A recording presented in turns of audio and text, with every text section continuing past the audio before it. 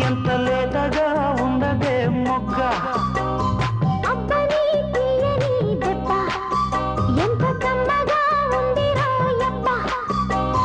వయ్య